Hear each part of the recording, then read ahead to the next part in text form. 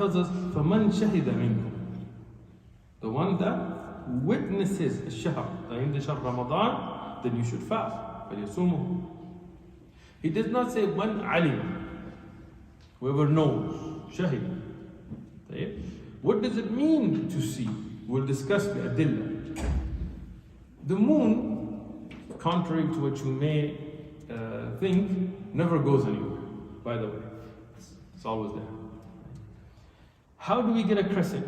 There's nobody that eats the moon and it grows back or something. It is the reflection of the light from the sun that hits the moon, and the amount of visibility on the earth tells us which lunar day is it. Okay? So people that say we calculated that the moon is going to be the birth of the new moon and so on, cannot. Because it's not that the moon went somewhere. This is not, where, okay, we can show that the moon is still there. But it is the seeing of the hilal. The seeing hilal is going to have some differences. That's why people who bring the method of calculation to begin the month or end the month of Ramadan are doing something that Shaykhuna Salih al-Fawzan said is a bid'ah. Not me, Shaykh Salih, you can look it up. Right? If we look at the madahib, we have two opinions, and we'll discuss them, about deciding whether it's ikhtilaf al-muta'aliya or wahd al-muta'aliya. We'll talk about that. But no madhab took the opinion from the madahib al-arba that you can calculate out the moon for Ramadan. This is something, an innovation. Shaykh al-Islam ibn Taymiyyah discussed it. It's not that this wasn't something Muslims couldn't do. They had very advanced mathematical models. They could predict salah timings even to our time and so on. They had the ability. But they did not do that because that is not the Shari'i method. We had some people bring this concept to Saudi Arabia. And in Saudi Arabia, the government told them, this was in the Arab newspapers and stuff. They came from the United Kingdom and stuff. They said, we'll show you a mathematical model so you don't have to worry about citing. They said, these Bedouins over here, they've been citing it for years. They said, we guarantee you they cannot see. The mathematical model says it cannot be seen. They said, okay, go out with that. The government sent them out, they set up their telescopes, everything. They said, there's no way it can be seen, and they saw it. And the Bedouins who had generations of experience, they knew. And they were shocked. And that's why the calculation models that they have differences. This is not exact science. This is not like, okay, you add this chemical to this chemical and this reaction. It's not like that. That's what they want to sell it as. But go to moonsighting.com, for example, and look at their model. And then go to crescentwatch.com and look at their model, and you'll see differences. Because they're not predicting whether the moon is there or not. The moon's there. They're predicting our ability to see the reflection or not. And that's why it's not a scientific fact that we're talking about. We're talking about predictions. And we don't go by predictions. We go by Ru'yat al-Hilal. Very simple. Amongst the ulama of Islam, there are two major opinions and then one hybrid that I will talk about regarding the sighting of the moon. The one is that if the moon has been sighted, then it is an obligation on the whole ummah. And if the moon is sighted anywhere in the world, this is the wahdatul muta'aliya, which is one matla', one shared horizon, which is that if it's sighted anywhere in the world, it is binding on the whole world.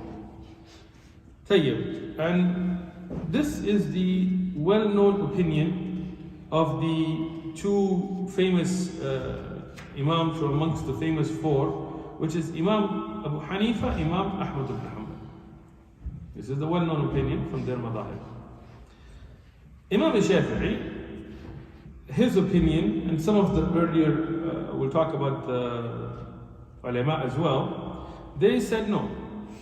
Each area has their own sign. Today we call that local sign. So global and local. These are both valid opinions amongst the ulama of Islam. Calculations is not. It's a bid'ah. Okay? But these two are valid opinions. But what are the evidences? Those ulama, like Abu Hanifa, even though most of the Hanafis today, they take the local. But this is not their madhab. I mean, this is funny because they push it out, but you can look in their books. You can look in Al-Hidayah, Al-Quduri, or the Shuruh of Al-Hidayah, and so on. The well-known opinion of Abu Hanifa and his madhab is that it is global. And this is the well-known opinion of Ahmad, and the Maliki have some khilaf and so on. The Shafi'i madhab, the well-known opinion from them is that it is a local sighting. Tayyib. The evidence for those who say that one sighting is enough is the general ahadith where Allah subhanahu wa ta'ala says, Man shahida minkum laysa yani fardan, not individual. From you, when you see the sighting of the Shahr of Ramadan, khalas, fasum, so you fast. Okay, it's general. It's Rasulullah sallallahu alaihi wasallam said that whoever sights the moon should fast. So this is general for the ummah. This is not individuals. So this is the evidence that they put forward. Tayyib. What about the Shafi'i madhab? What is the evidences they put together? They put forward a famous hadith that is reported by Imam Ahmad and Imam Muslim and At-Tirmidhi and others, where Al-Fadl bint Haritha, she mentions about an incident that happened with the people, and I'm going to summarize. When the people in Sham, they saw the moon. Right? And later on in the month, when they went to Medina, Abdullah ibn Abbas radiallahu anhu asked them about it. He said, when did you see it? He said, on Jum'ah, night of Jum'ah. He said, then we didn't see it until the night of Sabt, of Saturday, so we will finish our day. So between Dimashq and Medina, they take this to be where you should have local sighting, because Abdullah ibn Abbas did not take that sighting from Dimashq. Tayyib. There are two issues with this. Okay? The first issue is, this is not marfu'an, this is not from the Prophet ﷺ, this is mawqufan, this is from a Sahabi. This is after the time of the Prophet ﷺ. So to take it as an evidence above those adillah that are clearly from the Prophet ﷺ is the first issue. But let's leave that issue. Let's say that this was, the ummah was developed and so on at the time. Khalas. The other issue is, what does it mean local then? Those people who mention local sighting in the United States today take the matla', take our local to be from the top of Canada all the way down at minimum to Mexico. Some put Chile and the northern part of South America into it. Some put Hawaii and not. Some put Cuba or not. But let's just take North America. Canada, United States, Mexico. This is local. And what is the evidence they bring? Is the sighting from Dimashq was not accepted in where? Medina. Come on, you guys sleeping already? If you were in San Diego with a longer durus, what are you going to do? Tayyib. So if you say the dalil is the distance between Dimashq and Medina is too long, but your matla now is from northern Canada all the way down to Mexico, it doesn't work. Then, as one of the Imams at the masjid said, we go city by city. City by city, there are cities that nobody even goes to look for the moon. What are you going to do then? So this evidence does not fit what is being done. Okay. So now we go back to the first opinion, which is that global sighting. If it's sighted anywhere in the world, it is binding on the whole world. Okay, khalas. Good opinion. We're good at it. But the problem now is, let's talk about implementation. Anybody have your phone with you? What time is it in Fiji right now?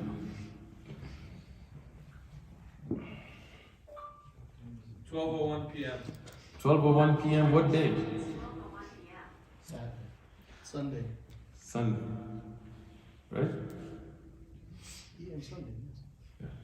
So, now here in America, in Utah, it is, what time is it? 6:02 p.m. The way that Allah subhanahu wa ta'ala set the cycle of the moon, its cycle begins from the west. Unlike the sun. The sun rises from where? East. It doesn't physically rise, but the sighting of the sun starts from the east. And then it sets in the west. Come on, from California. Yeah? Sun sets where? West. Right? But the moon, its cycle begins and is strongest in the west. You can go look at how it is, right? So that means you have a greater chance of sighting it in the west than the east. And if it is sighted somewhere, then no doubt it had to have been visible west of it, but not east of it. So now, if we sight the moon, for example in Ramadan, here in Utah, let alone California or Hawaii, and you tell the people in China this is binding on you, or in Fiji, they've already had breakfast and lunch. So this is why Shaykh al-Islam Ibn Taymiyyah, and one of the opinions amongst the Hanabila, which is the opinion that I take after a lot of research, like I spent years on this issue, is that wherever the moon is sighted, it is binding to the west of it, but not to the east of it. Why? Because it is very possible, from the way that the moon cycle is, that it would be sighted in the west and could never have been sighted in the east of it. But it is impossible, from the way that Allah has set, and Ibn Taymiyyah discussed, it's not something new, that if it is sighted, it had to have been visible to the west, whether people saw it or not. So now look at a practical implementation. Let's say you sighted in Utah. Can the people in California that are west of you fast? Yes. We're behind you in time. Can the people in Hawaii fast? Yes. If China or Fiji sights it, can we all fast? Yes. The opposite cannot. Okay? So after a lot of research, and I'm summarizing I could write a book on this issue, I spent so much time on it. The correct opinion is that if it's sighted, let's say if Kuwait or Saudi or Pakistan, whatever sighted, it is binding on us. Because we are west of them. But it is not binding on China and Japan, because they are east of them. Okay? Now, again, like I said, we could go detailed into this, but I will not because of the sake of time.